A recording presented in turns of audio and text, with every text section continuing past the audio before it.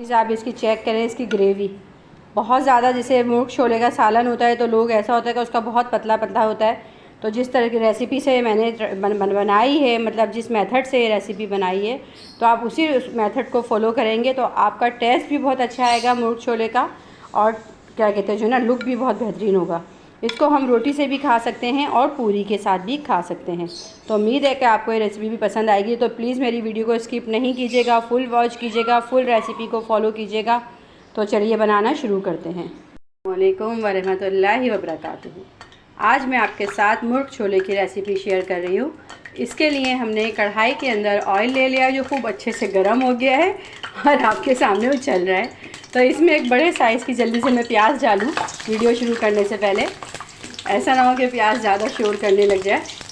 सबसे पहले हमने ऑयल आधा कप लिया है और उसमें प्याज को एक अदद बड़े साइज़ की फ्राई करना, बिल्कुल फ्राई जैसे कौरमे के लिए करते ना, उतना फ्राई करके हम इसमें से इसको निकालेंगे। मूंग छोले की रेसिपी है और आगे देखते हैं किस तरह बनेगी। तो अभी हम प्याज को फ्राई कर लेते हैं। अच्छा जी, प्याज फ्राई हो रही है। एक तरफ ही मेरे पास देगची के अंदर पानी है, तकरीबन 2 कप के करीब ना, 2 कप के करीब ये पानी है, सादा पानी। और छोले मैंने बहुत अच्छे से गला लिए हैं, बहुत अच्छी तरह ये फुल बॉयल किए हुए छोले हैं और ये अपने ही पानी के अंदर गल के तैयार हुए हैं। कभी भी आप मुर्ग छोले बनाएं, छोले की कोई रेसिपी बनाएं, तो कोशिश कीजिए कि छोले का पानी इतना रखें कि वो ज़ाया ना हो पाए। सारा फ्लेवर ही छोले के पानी में होता है क्योंकि। तो खूब अच्छे से मैंने इसे ड्राई कर लिया उसके अपने पानी में ही छोलों को। फिर मैंने 2 कप पानी लिया अलग से और उसके अंदर ये छोले डाल देंगे। उसके बाद सिर्फ हल्दी पाउडर है ½ टी स्पून, क्योंकि नमक में तो ये पके हुए ऑलरेडी। हल्दी पाउडर,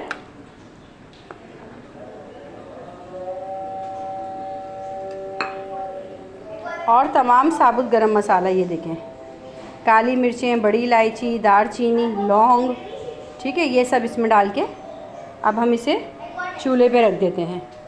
इतना कि गरम मसाले का इसका अपना फ्लेवर छोलों के अंदर आ जाए। इसमें मैंने बड़ी इलायची डाली है, काली मिर्ची डाली हैं, लौंगे डाली हैं और हल्दी। अब हम इसे तकरीबन 5 से 6 मिनट पकाएंगे कि गरम मसाले का फ्लेवर इसके अंदर और हल्दी का कच्चापन निकल जाए और गरम मसाले का फ्लेवर इसमें अच्छे से आ जाए। प्याज हमारी तकरीबन देखें फ्राई होने के करीब तरह। अभी जैसी फ्राई हो जाएगी, कलर इसका थोड़ा सा गोल्डन होगा, बहुत डार्क नहीं करना है कि हम बहुत डार्क करें तो वो जो है कड़वाहट आ जाएगी। बस जैसे ये फ्राई होगी तो इसको मैं इसमें से सेपरेट करके निकाल लूँगी। प्याज मैंने निकाल ली है ऑयल में से और ये मेरे पास तकरीबन आधा कप दही है। अब ये प्याज और ये दही जो है मिक्स करके मैं इसको ग्राइंड कर लेती हूँ। ये देखें, इसे खूब बारीक सा मैंने दही के साथ प्याज को ग्राइंड कर लिया, ठीक है। अब उसके बाद इसी ऑयल के अंदर जो चिकन है मैं चिकन डाल दूँगी। ऑयल बहुत गर्म है, एहतियात के साथ।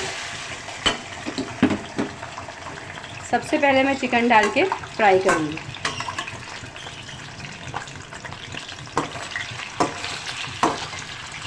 चिकन फ्राई हो रही है। मैं आपको बताऊं इसमें क्या डलेगा। पिसा हुआ धनिया है 1 टेबल स्पून, सफ़ेद ज़ीरा है, पिसी लाल मिर्च हस्बे जायका है, नमक हस्बे जायका है।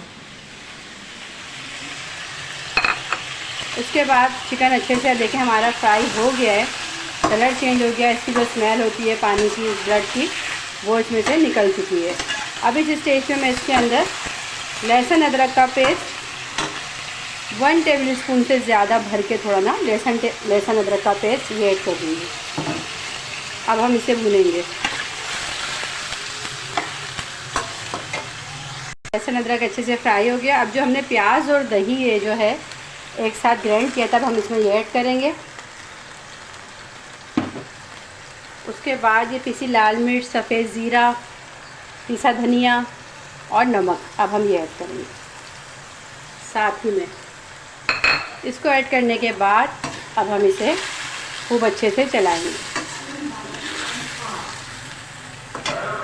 खूब अच्छे से मिक्स करने के बाद इसे हम तकरीबन 5 से 10 मिनट के लिए, जब तक चिकन खूब अच्छी तरह नहीं गल जाती, इसको कवर करके हम रख देंगे। बिल्कुल स्लो फ्लेम पे रखना है, हमें इसे पानी ऐड नहीं करना। ये दही के पानी में ही और चिकन अपने पानी में ही गल जाएगी। तो अब मैं इसे कवर कर देती हूँ 5 से 10 मिनट के लिए।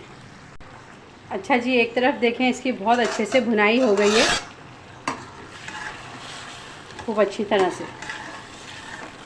और इसका ऑयल भी, अभी धुआं इतना हो रहा है कि आपको नज़र नहीं आ रहा, इसकी स्टीम में ऑयल भी सेपरेट हो गया है, क्योंकि हमने पानी डाला ही नहीं था। ये दही के और चिकन के अपने ही पानी में चिकन गल के रेडी हो गई है। दूसरी तरफ हम चेक कर लेते हैं अपने चनों को। ये मैंने हल्दी और गरम मसाला डाल के बॉईल किए थे। ये देखें कितनी अच्छी थिक सी। ये बॉईल अलग करने का मकसद पता है क्या है? आप चाहें तो इसको डायरेक्ट भी डाल सकते हैं। जब हम इसको दोबारा से हल्दी डाल के पकाएंगे ना, तो जो इसमें जो पानी होगा ना वो ऑटोमेटिकली देखें थोड़ा थिक हो जाएगा।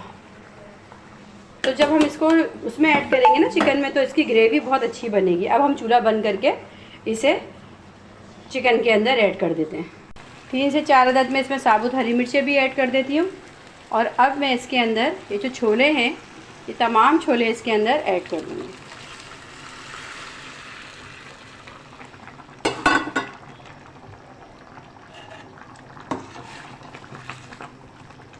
इसे डाल के हम इतना पकाएंगे कि छोलों का फ्लेवर चिकन में और चिकन का फ्लेवर छोलों में खूब अच्छे से आ जाए और हमारी ग्रेवी भी गाढ़ी हो जाए।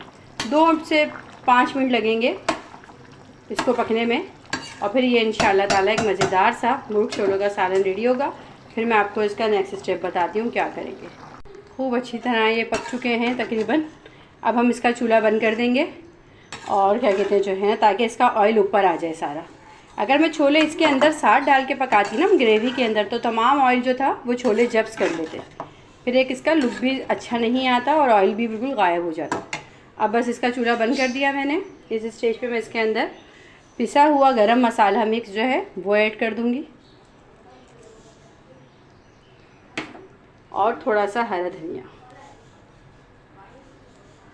और इसे हम कवर करके छोड़ देंगे। बस अब ये खाने के लिए मज़ेदार से मुर्ग छोले जो हैं हमारे रेडी हैं। ये देखें आप इसका फाइनल लुक। मज़ेदार से जो है ये मुर्ग छोले बनके तैयार हो गए। उम्मीद है आपको ये रेसिपी पसंद आएगी। आपको ये रेसिपी पसंद आए तो मेरी वीडियो को लाइक, शेयर, सब्सक्राइब कीजिए और मेरी हौसला अफजाई कीजिए। मैं आपसे इजाज़त चाहूँगी। अल्लाह हाफिज़।